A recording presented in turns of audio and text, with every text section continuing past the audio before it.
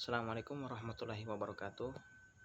Halo semuanya, perkenalkan saya David Peju dari mata kuliah keuangan dan perbankan. Di video ini saya akan membahas tentang pasar derivatif, khususnya penggunaan kontrak forward sebagai alat lindung nilai atau hedging terhadap risiko nilai tukar dolar. Studi kasus yang saya gunakan adalah importir Indonesia yang menghadapi risiko kenaikan kurs USD terhadap rupiah. Pertama, apa itu pasar derivatif? Pasar derivatif adalah pasar keuangan yang memperdagangkan instrumen yang nilainya berasal dari aset lain seperti mata uang, saham, komoditas, maupun suku bunga. Ada beberapa jenis instrumen derivatif, yaitu forward, futures, options, dan swap. Namun pada studi kasus ini, saya fokus pada kontrak forward.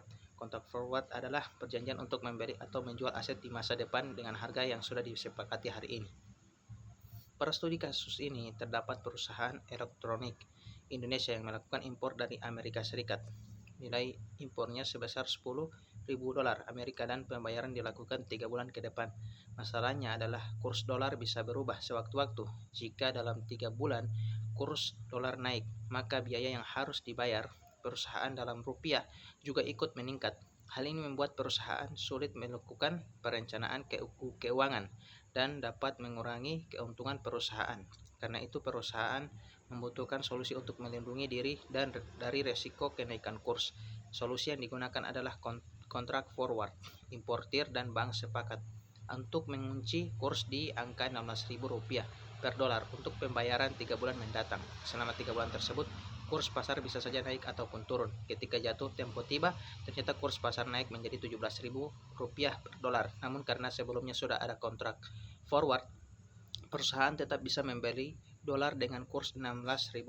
Jadi perusahaan terlindungi dari kenaikan kurs. Sekarang kita lihat perbandingan biayanya tanpa hedging. Perusahaan harus membayar berdasarkan kurs pasar, yaitu Rp17.000 per dolar.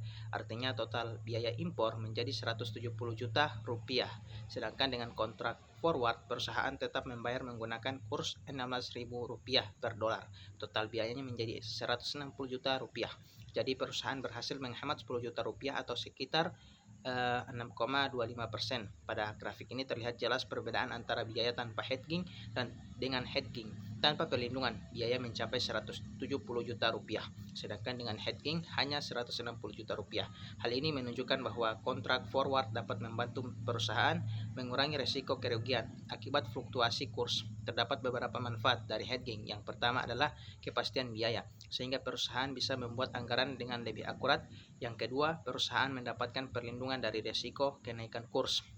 Dan yang ketiga, perencanaan cash flow dan keuntungan menjadi lebih stabil. Namun hedging juga memiliki pertimbangan. Misalnya jika kurs justru turun, perusahaan tetap harus membeli dolar sesuai kurs yang sudah disepakati. Selain itu, kontrak forward juga bisa memiliki tambahan dari pihak bank. Pada tabel ini terlihat beberapa kemungkinan kondisi kurs. Jika kurs turun menjadi Rp14.000, maka perusahaan sebenarnya rugi peluang karena tetap membeli di Rp16.000. Namun jika kurs naik menjadi Rp17.000, seperti pada studi kasus ini, perusahaan justru mendapatkan penghematan yang besar.